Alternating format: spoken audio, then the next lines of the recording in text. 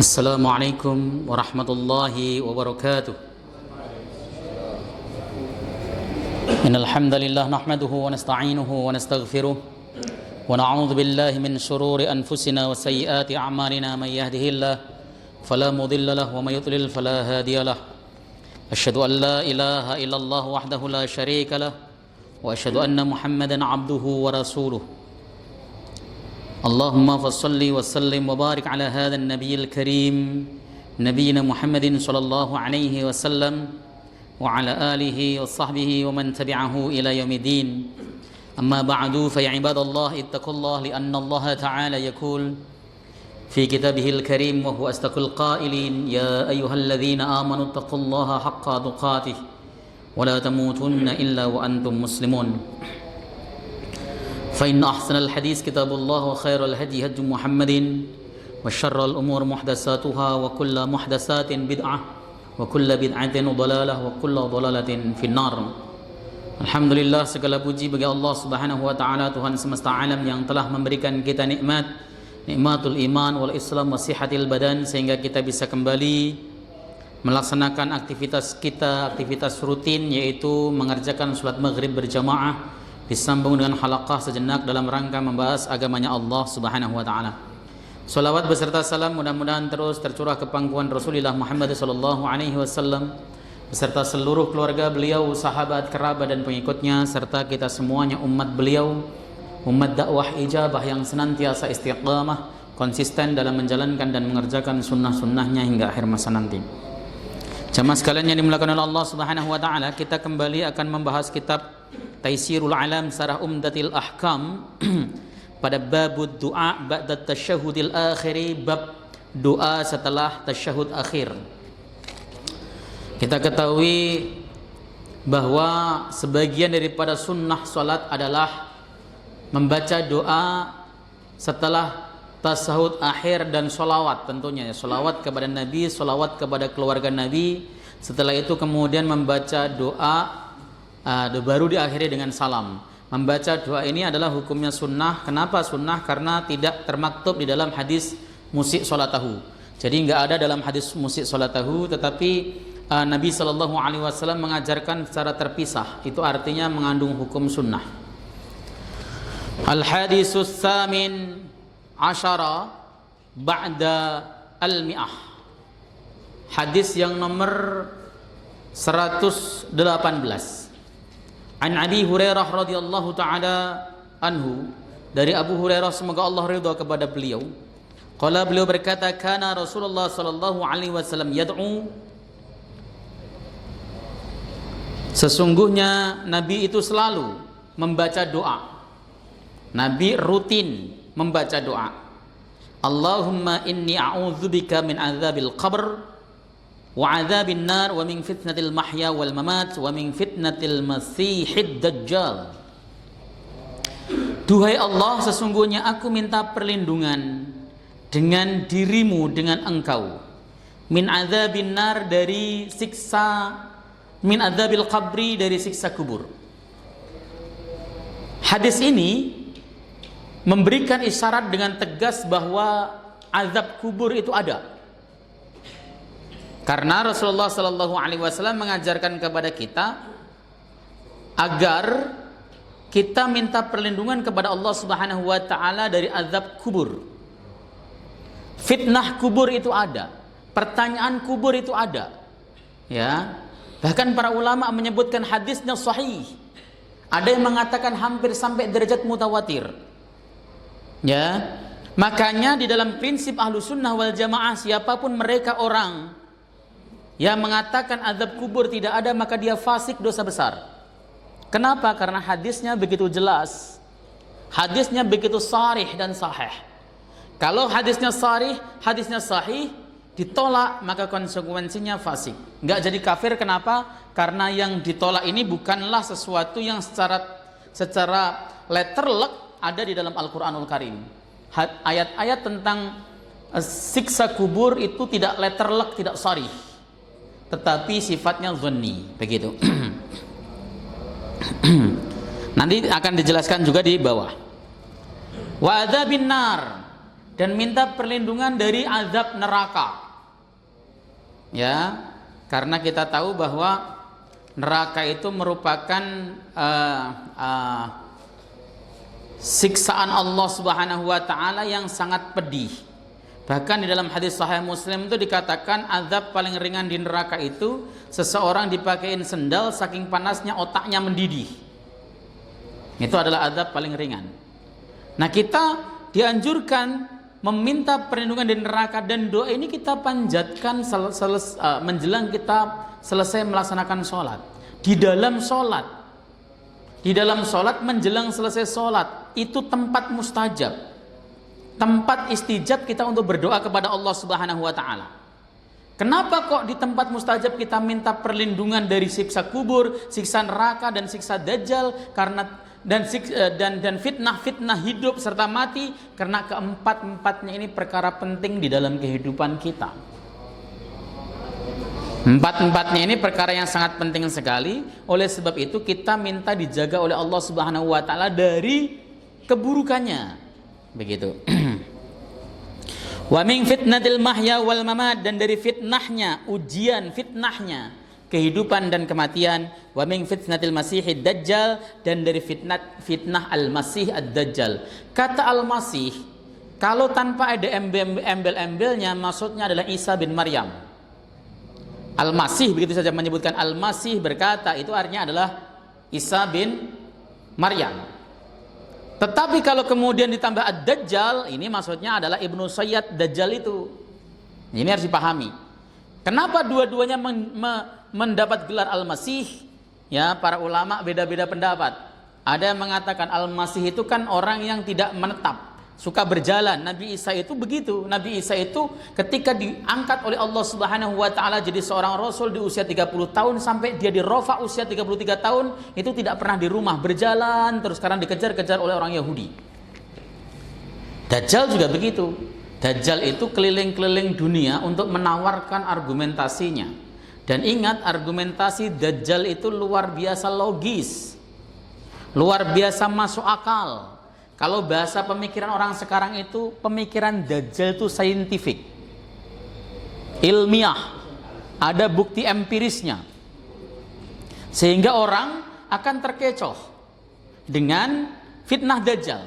Ketika dia berkata misalnya dengan argumentasi, saya adalah nabi, saya adalah Tuhan, sampai akhirnya dia mengatakan Tuhan, ya dia bisa menghadirkan bukti, dia bisa memberikan bukti yang diminta oleh manusia, sehingga banyak orang terkena fitnah Dajjal. Makanya terkait Dajjal itu Rasulullah SAW mengajarkan kita suatu doa khusus untuk minta dilindungi oleh Allah dari fitnah Dajjal. Dilindungi oleh Allah, karena fitnah Dajjal sedemikian luar biasa.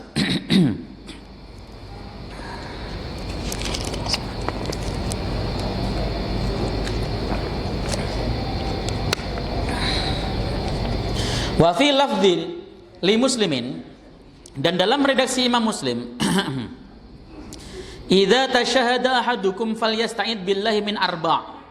Tatkala salah satu di antara kalian tasyahud, maka hendaklah ia minta perlindungan kepada Allah dari 4 hal.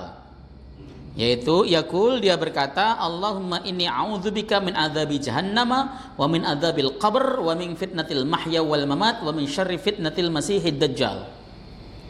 Redaksinya kayak gini tuh beragam, tetapi intinya 4 tersebut. Ada yang Allahumma inni a'udzubika min adzabil qabri wa min adzabin nar wa min fitnatil mahya wal mamat wa min fitnatil masihid dajjal. Ada yang Allahumma inni a'udzubika min adzabi jahannama wa min adzabil qabr wa min fitnatil mahya wal mamat wa min syarri fitnatil masihid dajjal. Ya, redaksi tersebut itu sahih, tidak masalah. Ada perbedaan sedikit dalam lafadznya, tidak masalah. Yang penting substansinya sama, bahwa kita dianjurkan oleh Rasulullah SAW untuk membaca doa terhindar dari 4 perkara tersebut. Kita akan bahas hadis tersebut secara satu persatu. Al-ma'nal ijmaliyu, makna globalnya.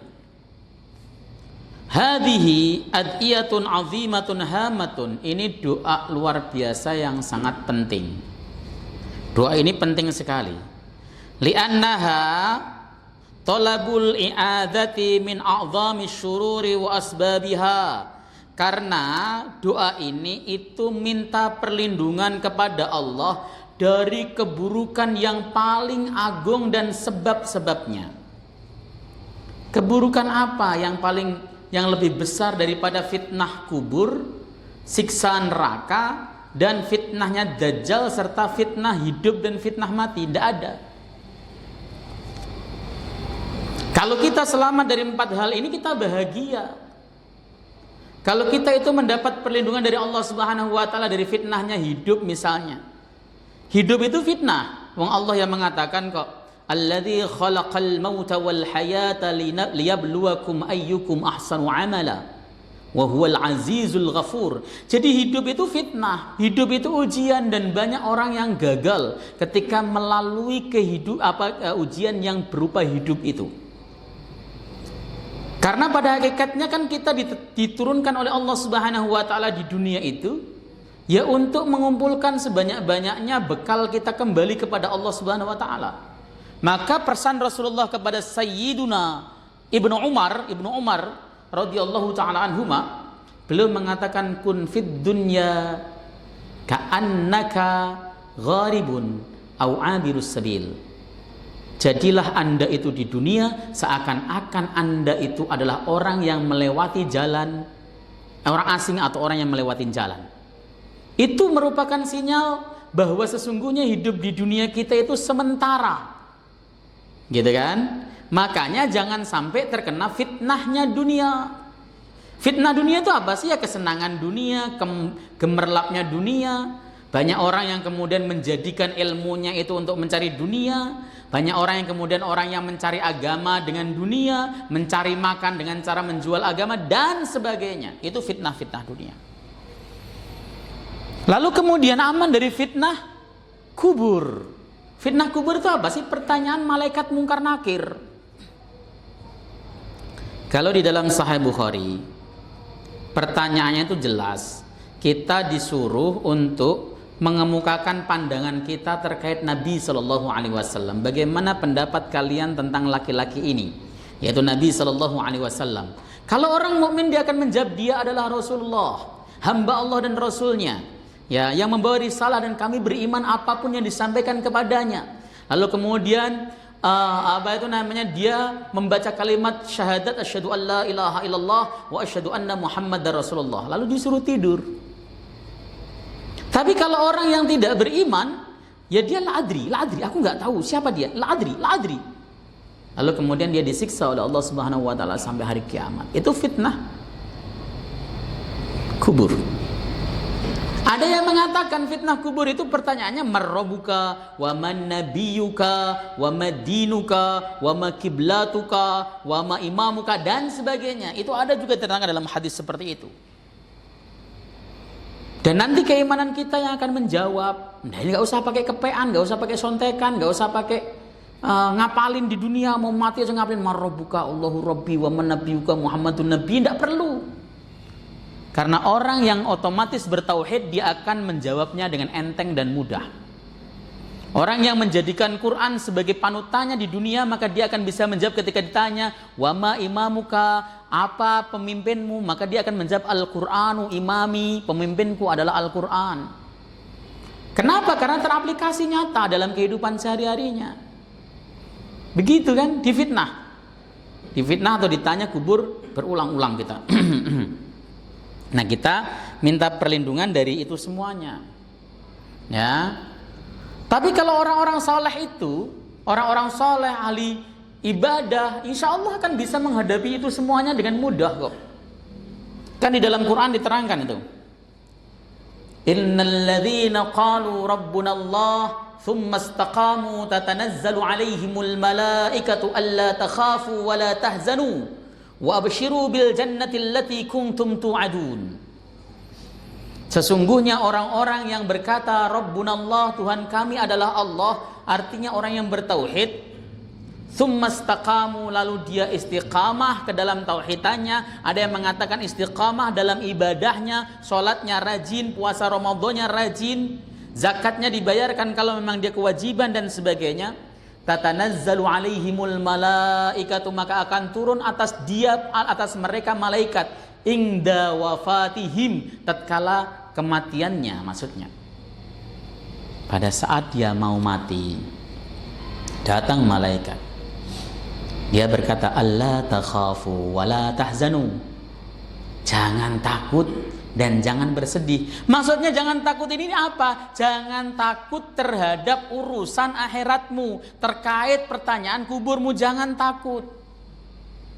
Ini yang ngomong malaikat, tapi itu merupakan firman Allah Subhanahu wa taala loh di dalam Al-Qur'an. Artinya Allah menggaransikan kalau kita beriman, bertakwa, lalu kita istiqomah dalam ibadah, Allah akan memberikan kita mudah untuk menjawab pertanyaan-pertanyaan fitnah kubur itu.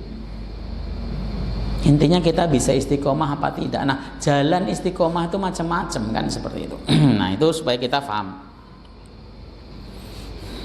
Ya. Wa kana yad'u biha wa ya'muru bid-du'ai biha, dan Nabi itu selalu berdoa dengan ini, doa yang di atas tadi, dan memerintahkan umatnya berdoa dengan doa tadi. Jadi Nabi praktekkan langsung, padahal kita tahu Nabi Shallallahu Alaihi Wasallam itu aman dari itu semuanya. Tapi kenapa Nabi masih berdoa? Doanya Nabi itu lil ibadah, bukan lil masalah. Lil masalah kan minta, Pak. Kalau kita misalnya gini, ya Allah masukkanlah aku ke dalam surga, hindarkan dari neraka, itu minta kita itu. Kalau Nabi gimana? Nabi pasti masuk surga nggak? Pasti toh.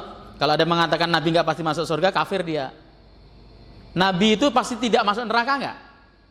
Pasti. Nabi itu tidak akan masuk neraka.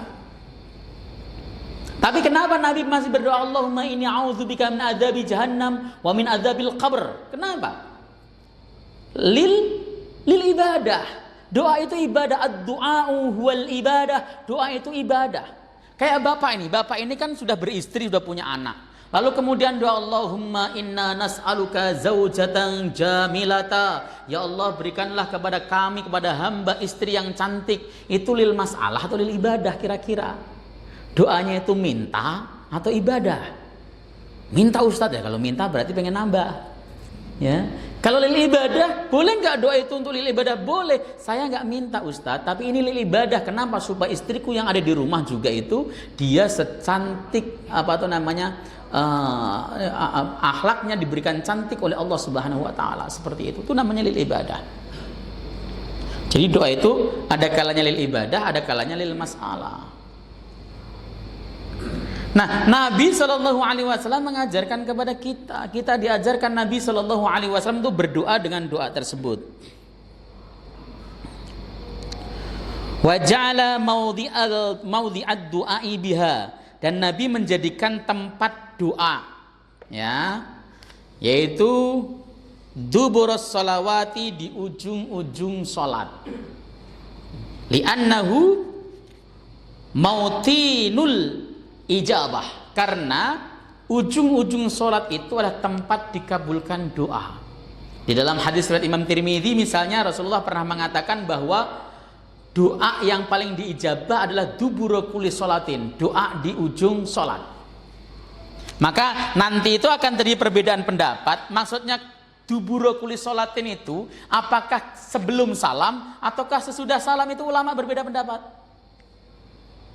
Kalau yang dipahami bahwa dubura kulli sholatin, doa yang mustajab itu dubura kulli sholatin itu sebelum salam, ya maksudnya doa ini. Ketika kita mau salam, kita doa Allahumma inni a'udzubika min adzabi jahannam wa min adzabil qabr wa min fitnatil mahya wal mamat wa min syarri fitnatil masiihid dajjal. Allahumma inni zalamtu nafsi zulman katsira wa la yaghfiru dzunuba illa anta faghfir li maghfiratan min indik warhamni fa innaka antal ghafurur rahim. Allahumma a'inni ala dzikrika wa syukrika wa husni ibadatik, dan sebagainya. Silahkan baca yang banyak doa sebelum salat, sebelum salam. Itu adalah tempat ijabah. Ya. Di sisi itu ulama sepakat, nggak ada khilaf bahwa itu ada tempat mustajabnya doa. Perbedaannya muncul itu adalah pemaknaan dubura kulli sholatin, apakah selesai salam itu kita dianjurkan doa lagi apa tidak. Sekelompok ulama mengatakan tidak, sebab dubura kulli sholatin itu sebelum salam. Maaf, dubur itu melekat pada tubuh. bukan terlepas dari tubuh. Kalau melekat pada tubuh berarti dia harus melekat di dalam sholat. Makanya dubura kulli sholatin dimaknai kubailis salam, sebelum salam. Makanya kemudian ada yang memandang bahwa berdoa selesai sholat itu bid'ah.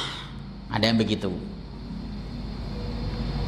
Tapi sebagian besar ulama memandang bahwa dimaksud dubura kulli sholatin itu setelah salam. Alasannya apa? Ada hadis lain ya yang berbunyi bahwa, ini saya nggak begitu hafal, tapi redaksinya begini: dzahaba ahlud dusur bil ujur.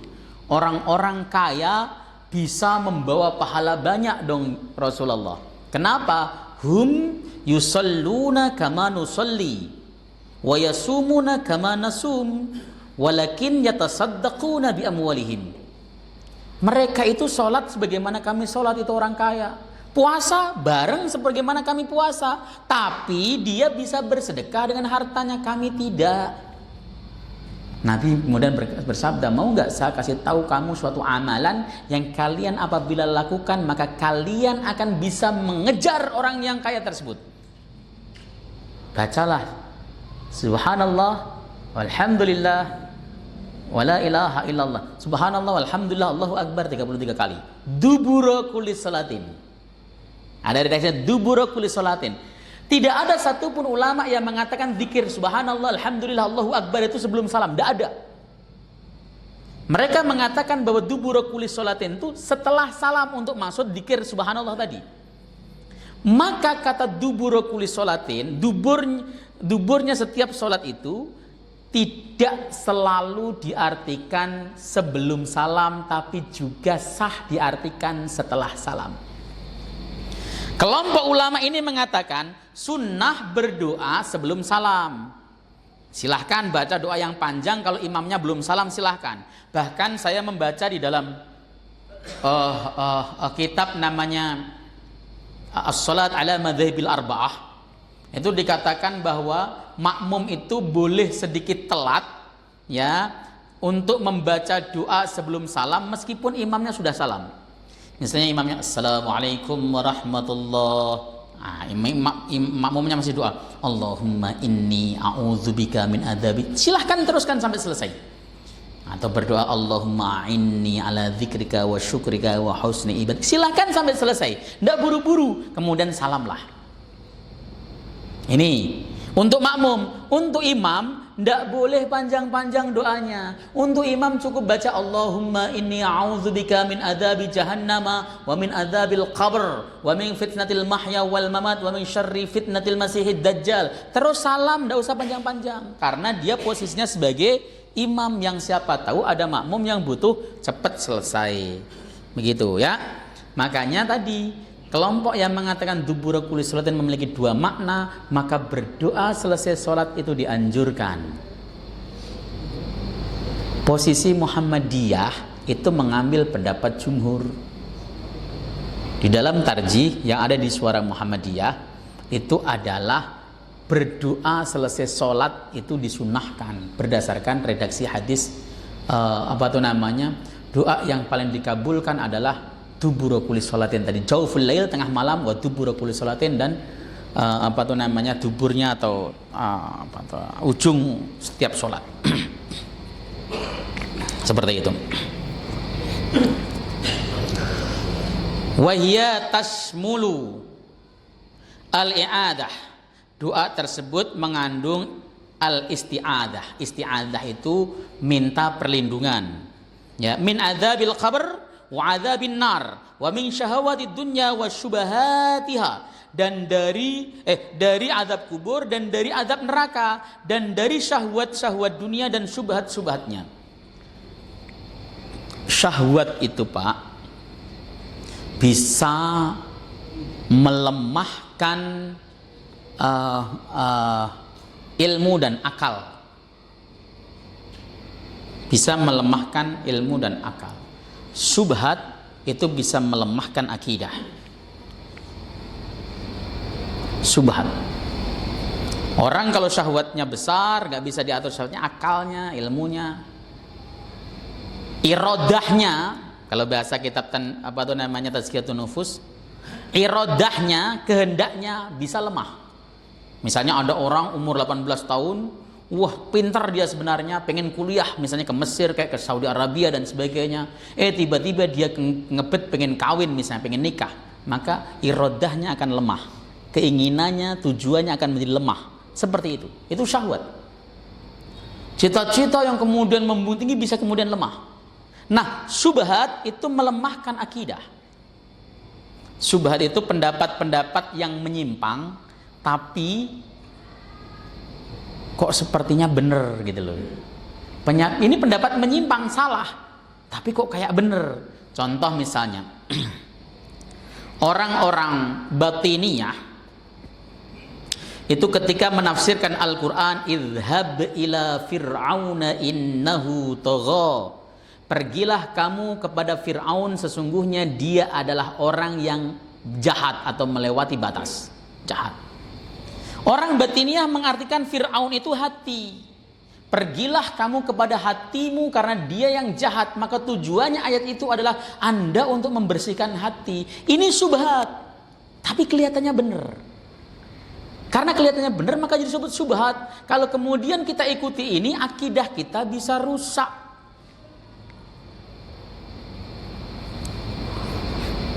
Ini bisa dipahami ya. Dan syubhat itu muncul dari orang-orang yang sesat pemikirannya, sesat akidahnya, dikemas demikian rupa mirip kebenaran sehingga antum akan terlibat di dalamnya tanpa sengaja.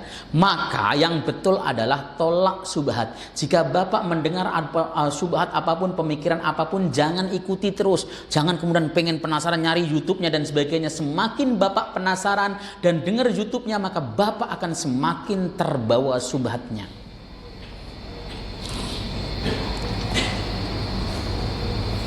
Baru-baru ini yang lagi viral itu ada seorang yang serba tahu, namanya Guru Gembul. Dia itu semuanya serba tahu, kayaknya politik tahu, ekonomi tahu, agama tahu, ini tahu semuanya. Dia melemparkan syubhat bahwa Allah itu keberadaannya tidak ilmiah. Keberadaan Allah dan ketiadaan Allah dua-duanya itu sama dari sisi ilmiah. Kemudian dia menjelaskan ilmiah itu harus saintifik, ada bukti empirisnya, harus terukur, harus ini, harus itu dengan metodologi barat. Sehingga kesimpulannya Allah keberadaannya itu tidak saintifik, nggak ilmiah, nggak bisa dibuktikan. Akibatnya ada beberapa orang yang jadi ateis. Kenapa? Terkena syubhatnya. Ini lah uniknya, lah antum malah penasaran, buka YouTube-nya, dengarkan, lama-lama manggut-manggut nih karena akhirnya oh iya benar masuk akal, jadilah ateis juga. Ini yang disebut syubhat. Makanya jangan mendekati syubhat, dan kita minta perlindungan kepada Allah itu dari syubhat dunia dan syahwat dunia dan syubhatnya. Wa min igwa'i syayatin indal ihtidar, dan dari penyelewengan syaitan tatkala dia itu menggoda. Syaitan kan tahu kalau menggoda kita itu dahsyat dengan berbagai macam cara. Kita itu Pak tidak boleh menganggap enteng syaitan. Kenapa? Karena syaitan tahu keadaan kita, melihat keadaan kita, melihat kesukaan kita, dan kita tidak pernah tahu syaitan seperti apa. Ibarat orang berantem, kita tidak tahu keberadaan musuh, kelemahan musuh apa, tapi musuh tahu betul tentang kita. Maka jalan terbaik adalah minta perlindungan kepada Allah Subhanahu wa taala dari godaan syaitan. Itu adalah jalan yang terbaik. Ya, makanya ini kita dianjurkan oleh Rasulullah sallallahu alaihi wasallam berdoa supaya kita terhindar dari godaan-godaan itu. Wa fitnatil qabr allati hiya sababu adzabih, dan fitnah kubur yang merupakan sebab diazab di kubur. Fitnah kubur itu ujian di kubur, pertanyaan tadi. Nah, ketika seseorang menghadapi fitnah kubur dan dia tidak lulus, ya sudah, dia akan disiksa oleh Allah Subhanahu wa taala di alam kubur. Wa man a'rada an dzikri fa inna lahu ma'isyatan dhanka wa nahsuruhu yaumal qiyamati a'ma. Siapapun mereka yang berpaling dari peringatanku Al-Quran, fa inna lahu ma'isyatan dhanka, maka baginya adalah kehidupan yang sempit. Ma'isyatan dhanka itu maknanya adalah kehidupan di alam kubur. Sempit. Ya, dia tidak bisa menjawab fitnah kubur, maka jadi sempit, akan diadab oleh Allah Subhanahu wa taala sampai hari kiamat. Nah, kita minta perlindungan dari itu, karena kita kan nggak ada yang menggaransikan kita itu matinya seperti apa, nggak ada yang menggaransikan sama sekali. Ya, apakah nanti kalau mati itu pasti kita selamat? Makanya oleh sebab itu kita minta terus perlindungan kepada Allah. Jangan pernah kita mengunggulkan, merasa cukup dengan amal ibadah kita, sebab amal ibadah kita belum ada garansi diterima oleh Allah atau ditolak. Misalnya kalau selesai sholat tiba-tiba ada garansi, ibadah kamu telah diterima. Enak. Ini kan nggak jelas ibadah kita diterima apa tidak. Kita yang tadi sholat, Allahu Akbar, diterima atau tidak kita nggak tahu. Karena kita nggak tahu, ya kita mohon kepada Allah. Ya Allah, ya lindungi hamba dari azab kubur, azab neraka jahanam, azab fitnah hidup dan fitnah mati, sama dari dajjal. Selesai sebenarnya itu.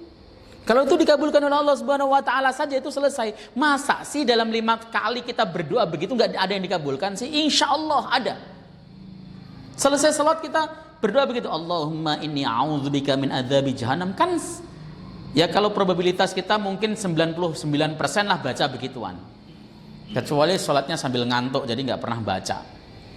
Sholatnya sambil ngantuk, nguap-nguap mulu, udah ya, lama.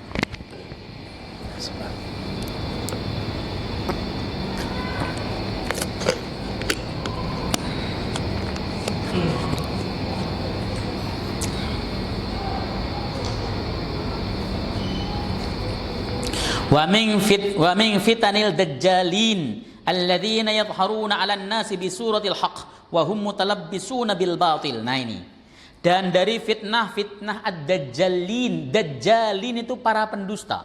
Di dalam hadis sahih Muslim, sebelum dajjal yang besar namanya Dajjal Ibnu Sayyad itu muncul, nanti akan muncul 30 pendusta. Dajjalunal kadzabun. Itu dajjal pendusta. Ini dajjal kecil dulu. Mereka datang mengaku-ngaku sebagai nabi, mengaku-ngaku sebagai wali. Oh, saya adalah kutubul ghaus, wali kutub. Ya, bisa bahasa semut, innama qolir rahmatan dan sebagainya. Lalu merasa bahwa dia yang bisa, oh ini bisa itu dan sebagainya terus. Lalu banyak orang yang tersesat. Gitu. Dajjalunal kadzabun. Anda tidak tahu kan Rasulullah Muhammad SAW bersabda inna maqolir rahmatan dan sebagainya. Itu palsu, pasti dusta itu. Kok Ustadz tahu kalau itu dusta? Karena Nabi nggak bisa bahasa Suryani. Kalau seandainya itu benar bahasa Suryani, saya juga nggak percaya itu bahasa Suryani begitu.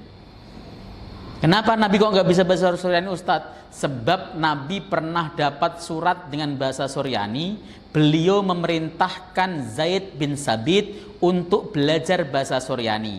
Setelah 1 bulan belajar Zaid bisa, beliau Zaid bin Sabit membacakan surat itu kepada Nabi. Kalau Nabi bisa bahasa Suryani udah dibaca sendiri.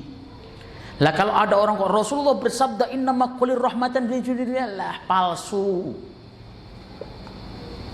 Nah yang kayak gitu akan muncul banyak. Dan hebatnya ada pengikutnya juga loh, heran ya. Saya ngaji begitu, saya ngaji begitu, tiba-tiba ada yang jamaah usul. Saya pengikutnya Ustadz, lah bodoh amat saya bilang gitu kan. Anda harus keluar kalau pengen husnul khotimah, tak gituin. Anda harus keluar jadi pengikutnya. Ada berapa orang pengikutnya? 2 orang tunjuk jari semuanya, udah. Ya. Karena memang akan begitu, dan itu bukan satu lagi. Nanti akan ada lagi yang ngaku nabi. Asalnya dulu Edan ngaku sebagai nabi, akhirnya ngaku sebagai Tuhan, ngaku sebagai Jibril dan sebagainya. Herannya pengikutnya banyak, dan pengikutnya itu anak-anak sarjana. Kata pengikutnya ini yang agak pinter nih, gelarnya SAG Pak belakangnya Pak. SAG, tahu SAG kan? Sarjana agak gila. Dia ngomong gini nih, kalau Allah Subhanahu wa ta'ala memperkenankan Musa untuk berbicara kepadanya secara langsung dalam bentuk manifestasi sebagai api, lalu kenapa Allah nggak bisa berbicara kepada Lia Eden ya dalam bentuk yang lain dan sebagainya? Ini orang ini somplak apa gimana ya maksudnya? Ya, ini salah menafsirkan, mencoba menafsirkan dengan bahasa filsafat, dan yang kedua adalah mencoba untuk menyamakan antara Lia Eden dan Nabiullah Musa alaihissalam. Nah, pemikiran-pemikiran yang sesat begini ini akan terus diproduksi sampai hari kiamat, akan ada terus. Likulli sakit lakit, setiap ada pendapat yang rontok, yang nggak kepake, ada yang mungut lagi, ada yang mungut lagi, terus diproduksi terus sampai hari kiamat. Itu yang disebut dengan dajjalunal kadzabun. Pengikutnya banyak, Pak.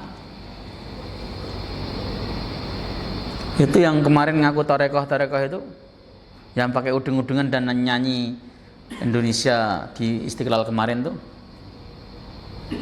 ya, itu kan kelewatan ngomongnya. Ya, saya katanya mendapat dompet dari surga. Dompet dari surga kayak apa bentuknya? Pengikutnya juga percaya. Rocky Gerung adalah Imam Mahdi, ada koplak lagi orang. Dan itu pengikutnya itu banyak loh seperti itu. Bagaimana? Ini yang kenapa kok pengikutnya banyak? Karena dajjalunal kadzabun itu memang pandai untuk beretorika. Ya jangan diikuti. Beberapa yang lalu saya ngaji di PCA ya, Aisyah berarti sebuah PCA. Setelah ngaji kemudian ada ibu-ibu curhat, dia dan suaminya ya itu pernah menjadi pengikut ajaran tertentu yang dikatakan sesat. Dia nggak mau ngaku asalnya. Yang begini dia ngomong. Saya langsung tebak, saya tahu maksud ibu ajaran siapa. Yang dia kemudian ngomong sama saya, siapa Ustadz? Panji Gumilang kan? Lah kok Ustadz tahu? Tahu lah. Karena saya pernah adu argumen dengan muridnya Panji Gumilang. Begitu kan? Akhirnya kemudian di situ kata dia, wah kita itu ketika dia ngomong Ustadz seperti tersihir. Kita itu masuk itu mulai dari sebelum Isya sampai menjelang subuh, sampai subuh nggak ada yang sholat di situ Ustadz. Karena fasenya fase Mekah, belum wajib sholat. Waduh, keren juga. Ya alhamdulillah ibu itu dan suaminya kembali kepada Muhammadiyah, alhamdulillah. Itu serius. Ya. Kenapa? Subhat tadi. Kalau subhat semakin Anda ikut, Anda nggak percaya, Bapak nggak percaya sama subhat begitu.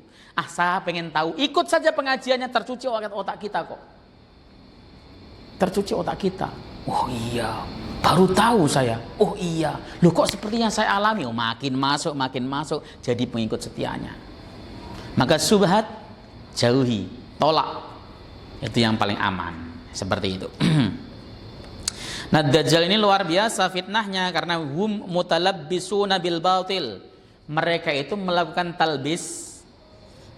Talbis itu artinya mencampur adukkan, membuat samar perkara-perkara batil seakan-akan menjadi sebuah kebenaran, padahal itu kebatilan. Contoh, sholawat koplo. Eko. Ya, wah kita sholawatan memuji Rasulullah SAW, pahala Rasulullah hadir, Allahumma sholli ala Muhammad. Sholawatnya bagus, koplonya jelek. Ya, maksiat campur laki-laki perempuan jadi satu, joget-joget dan sebagainya, itu dianggap kebaikan, dapat pahala. Pahala dari mana? Itu maksiat. Ya. Ini kan dakwah Ustadz. Kita dakwah harus begini dulu, nanti ketika kemudian sudah pada mau ikut, kemudian kita dakwai lagi supaya ngaji dan sebagainya. Faktanya sudah bertahun-tahun jadi pengikut Anda ajak ngaji apa enggak? Begitu saja, itu talbis. Ya. Jangan ditalbis perkara hak dan batil, enggak boleh. Ya. Kalau di Quran apa gitu? Wala talbisul haqqa bil batili wa taktumul haqqa wa antum ta'lamun. Jangan dicampur adukkan antara perkara hak dan batil. Yang hak ya biar hak, yang batil ya kita lawan. Jangan malah justru yang hak dicampur-campur seakan yang batil dicampur dengan perkara hak seakan-akan yang batil tersebut menjadi hak. Itu kerjaan Dajjal nanti. Nah, makanya kita minta perlindungan dari itu. Dajjal yang gede, yang turun akhir zaman itu tidak bisa dikalahkan oleh kita-kita, tidak bisa. Lawannya Nabi Isa. Antum jangan sok-sokan gini, nanti kalau ketemu Dajjal saya mau debat. Orang paling alim dari umat Nabi Muhammad itu keluar untuk mendebat Dajjal. Bukan Dajjal yang mengikut yang taubat, malah dia jadi pengikut Dajjal. Kenapa? Karena Dajjal itu argumentasinya logis, pinter, cerdas. Begitu. Tapi saya rasa antum gak bakal nemuin Dajjal. Ya, sebelum Dajjal muncul antum udah mati semuanya. Tapi tetap disunahkan membaca doa dari fitnah Dajjal. Itu anjuran Nabi Sallallahu Alaihi Wasallam. Al-ahkamu al-ma'hudatu minal hadis. Hukum-hukum yang bisa diambil dari hadis. Yang pertama, istihbabu hadha du'a akibat tasyahudil akhir kama huwa sarihun bitaqyidihi fi hadzal makan fi sahihi Muslimin. Sunnah membaca doa ini ketika mengiringi tasyahud akhir, sebagaimana hal tersebut sangat jelas dengan batasannya, yaitu waktunya di sebelum salam, ya, di dalam Sahih Muslim. Jadi kita membacanya Allahumma inni a'udzubika min adzabi jahannam, itu hukumnya sunnah, dan sunnahnya setelah tasyahud akhir. Dalam Sahih Muslim kan begitu. Dalam Sahih Muslim jelas idza tasyahada ahadukum, itu artinya pembacaannya adalah setelah membaca tasyahud. Yang kedua, anna hadhil isti'adah min muhimmatil adiyati wa jawami'iha. Sesungguhnya minta perlindungan ini merupakan doa-doa yang penting. Ya, doa-doa yang penting yang mestinya kita baca. Yang ketiga, thubutu adzabil qabri wa annahu haq. Azab kubur itu ada dan itu pasti. Wal imanu biwajibun, dan iman terhadap azab kubur itu wajib hukumnya. Ya, wajib. Kalau tidak beriman terhadap azab kubur, fasik, dosa besar. Tidak boleh jadi imam sholat, nggak boleh jadi saksi nikah, nggak boleh jadi ini, jadi itu. Kenapa? Karena dia fasik, mengingkari satu khabar yang sahih. Ada nggak yang nggak percaya sama azab kubur? Ada. Siapa? Mu'tazilah. Itu nggak percaya sama azab kubur. Ahlussunnah wal Jamaah meyakini azab kubur itu hak, jelas. Ya. Kemudian tahafudzu min subahatil hayati wa syahawatiha al-athimah. Fa inna sababus syurur, menjaga diri dari subhat kehidupan dan syahwat-syahwat yang menimbulkan dosa. Tadi hal-hal yang menimbulkan syubhat itu tadi mengancam apa? Akidah kan? Syubhat itu mengancam akidah. Itu dijauhi, tahafudz. Kita harus menjaga diri kita, menjaga iman kita. Jangan sampai tergerus syubhat. Jangan sampai tergerus dengan pendapat-pendapat yang menyimpang. Lu Anda bilang, saya tidak ikut Mu'tazilah Ustaz, saya Ahlussunnah wal Jamaah. Sebab antum belum pernah ketemu dengan pakar Mu'tazilah. Orang Mu'tazilah itu kalau jelasin Quran, Pak, logis, seakan-akan semua isi Quran itu masuk akal.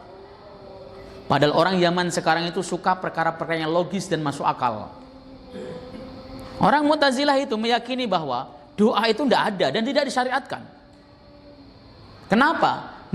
Karena doa itu nggak memiliki dampak apapun. Allah ketika menciptakan langit, bumi, menciptakan manusia, kita dikasih akal. Sudah, Allah nggak ada campur tangannya dengan kita. Kalau Anda pengen sukses, berusaha, bekerja. Kalau nggak ingin sukses, ya jangan bekerja. Selesai. Mu'tazilah. Kan ayatnya jelas Ustadz. Ud'uni astajib lakum. Mana ayat itu dipalingkan oleh Mu'tazilah? Kata ud'uni artinya adalah sholatlah kamu, bukan berdoalah. Karena doa bermakna sholat secara lughawi. Doa dan sholat itu sama maknanya. La astajib lakum apa? Dimaknai oleh Mu'tazilah, akan aku berikan pahala bagi kalian. Kalau kita sering mendengarkan pengajiannya Mu'tazilah, asalnya manggutnya sedikit, lama-lama manggutnya kenceng. Jadi pengikutnya.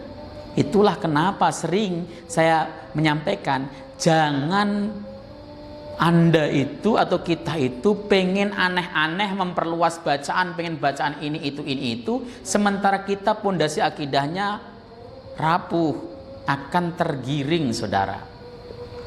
Ya, ada yang sok jagoan, saya pengen mempelajari Kristen Ustadz, pengen baca Injil, akidah Anda Islam bagaimana? Ya sambil jalan, tidak bisa, Anda akan rapuh. Kecuali iman Anda sudah kuat, sudah paten, silahkan belajar dengan perbandingan-perbandingan tersebut, silahkan. Tapi kalau belum, jangan, beresiko. Ya, saya teruskan aja dikit. Yang kelima adalah tabassur bi du'atis su, waspada atau paham terhadap duat. Duat itu dai-dai, mubalik-mubalik, penceramah-penceramah yang su, yang buruk. Penceramah yang menggunakan media haram di dalam dakwahnya. Penceramah yang penting lucu, meskipun lucunya bohong. Banyak kan orang zaman sekarang itu kalau ceramah ngelucu tapi bohong. Saya tadi sebelum kesini Pak, saya pipis di toilet. Ya, setelah pipis saya keluar, saya bayar 5.000. Harga toilet tersebut ternyata 3.000 karena nggak ada kembaliannya, saya dipaksa pipis ulang misalnya. Itu kan bohong, nggak mungkin terjadi. Ada lagi misalnya cerita supaya orang menertawakan gitu kan, dia bikin cerita-cerita palsu. Itu ancamannya neraka, dan banyak yang seperti itu. Itu termasuk duat ad-du'ah atau ad-du'at as-su. Penceramah mubalik yang buruk. Wa nasiril hadi wal fasad, dan penyebar ilhad, ateisme, ya, wal fasad, dan kerusakan. Ahli agama yang gampang mempermudah dan mengentengkan hukum jangan diikuti. Contoh nih, salaman dengan ajnabiyah, dengan perempuan lain, ya kan? Itu kan haram. Tapi kemudian kata si ahli agama, ya enggak apa-apa kalau kita enggak syahwat, enggak apa-apa salaman, kalau yang penting kita enggak syahwat, enggak apa-apa, ada yang memperbolehkan. Akhirnya kemudian pada salaman sama murid-muridnya. Lah Pak, kalau Bapak jadi dosen, murid-muridnya itu umur 18 tahun sampai 23 tahun. Lagi cantik-cantiknya, lagi mekar-mekarnya. Bapak mungkin asalnya nggak syahwat, tapi begitu kena tangannya yang halus, apalagi ditempelin di jidatnya, ditempelin di pipinya, ditempelin bibirnya, syahwat Pak jadinya Pak. Itu setan masuk. Rusak. Makanya saya berulang kali mengatakan, kenapa kok sering kejadian semacam itu? Berawal dari ngeremehin agama, ngeremehin syariat. Asalnya ustadznya ngajar jamaah perempuan, selesai ngajar jamaah perempuan, kemudian mulai setelah ceramah selesai, nanti habis ceramah kita salaman keliling. Supaya apa? Supaya berkah salaman sama Pak Kiai. Lama-lama ketika begitu kan tertarik tuh, besok kemudian minta 5 orang santrinya untuk mijitin khusus Pak Kiai, masih di ruang tamu. Oh ya, supaya barokah mulu yang diomongin, pijitin. Akhirnya kemudian dari 5 tersebut dipanggil satu-satu, sini pijitin, nggak apa-apa, kamu sudah saya anggap anak sendiri, nggak apa-apa dan sebagainya. Timbullah seperti itu gara-gara ngeremehin syariat. Itu diwaspadai. Maka kita harus memahami, oh ini dai nggak layak diambil ilmunya, oh ini nggak layak untuk dipanggil dan sebagainya. Jangan kemudian Anda waktu acara pengajian dapat ilmu apa, pokoknya dai-nya lucu banget. Aduh, ini dai apa stand up komedi nih kadang-kadang ya. Kemudian yang nomor 6, al-masih al-mutlaq wa huwa Isa bin Maryam. Kalau disebutkan kata al-masih, tidak ada embel-embelnya, itu adalah Nabi Isa. Fa idza quyida bi kalimatid dajjal fa huwa rajulun akhar. Kalau dikasih takyid batasan ad-dajjal, masihid dajjal, berarti dia bukan Isa, tapi dajjal, ya, si pendusta tersebut. Kemudian fitnatul mahya ma yata'arradu lahul insan muddat hayatihi min istighali bidunya wa syahwatih, yaitu sesuatu yang menyibukkan manusia sepanjang hayatnya. Seperti apa? Seperti sibuk dengan urusan dunia, ya, pengen mendapatkan kenikmatan dunia dan sebagainya lah. Dan yang paling gede fitnah hidup adalah su'ul khotimah, bahayanya. Kemudian fitnah mati adalah fitnatul qabr, fitnah kubur, sebagaimana disebutkan oleh Al-Imam Al-Bukhari di dalam hadisnya. Wallahu ta'ala alam bisawab. Ada yang nanya? Enggak, silakan Pak. Oh, silakan Pak. Saya pernah mendengar ceramah dari Ustaz muda alumni Al-Azhar terkait dengan fadilah sholat di Masjidil Haram. Bahwa selama ini hadis-hadis yang pernah kita baca itu kan fadilahnya itu 100.000 kali dibandingkan dengan sholat di luar Masjidil Haram. Tapi beliau itu mengatakan bahwa tidak di Masjidil Haram saja, jadi seluruh tanah haram itu kalau kita sholat beramal apapun fadilahnya 100.000 kali. Jadi yang nanti gimana nih? Jadi kami bingung juga dalam lama-lama. Baik. Ya dua-duanya benar sih masalahnya. Apa yang disampaikan beliau benar. Itu mengambil pendapat Al-Imam An-Nawawi dalam Majmu' Syarah Muhadzab. Beliau mengatakan bahwa yang dimaksud Al-Haram di situ adalah seluruh tanah haram. Jadi kalau seseorang melaksanakan sholat jamaah di hotel sekalipun, dia mendapat keutamaan 100.000 kali lipat dari yang di luar Al-Haram. Itu kata Al-Imam An-Nawawi, sebab seluruh tanah haram itu Masjidil Haram. Kalau kita pas lagi sholat, ya, sholat kita di depan Ka'bah maka harus menghadap Ka'bah. Kalau kita sholat kita di Mekah maka menghadapnya Masjidil Haram. Kalau kita sholatnya di luar Mekah, di luar Arab Saudi, maka yang kita hadapi adalah tanah haram. Jadi kita ini saat ini posisinya ke arah sana itu adalah Satrul Masjidil Haram, maksudnya tanah haram. Nah, Imam Nawawi mendasarinya dengan argumentasi itu, maka beliau dalam Majmu' Syarah Muhadzab memilih pendapat bahwa seluruh tanah haram itu keutamaannya sama, mengerjakannya di Masjidil Haram. Makanya kita di tanah haram jangan melakukan perbuatan maksiat juga, karena dosanya akan dilipat gandakan juga. Seperti itu yang saya pahami, Pak. Betul. Ya. Ada dasarnya, betul. Ya. Mudanya itu umur berapa, Pak? Oh, sebelum. Oke, baik. Karena muda dalam perspektif kedokteran itu di bawah 60 juga muda, Pak. Ya, saya pernah nanya sama dokter kan. Tanyain, Ustaz umur berapa? 45. Wah, masih muda lah. 45 kok? Iya. Muda dalam perspektif medis itu di bawah 60. Itu masih muda. Kalau sudah di atas 60 itu dewasa. 70 tua. Oh, gitu kan. Seperti itu. Tutup ya, kafatul majlis. Subhanakallahumma hamdika asyhadu an la ilaha illa anta astaghfiruka wa atubu ilaik. Assalamualaikum warahmatullahi wabarakatuh.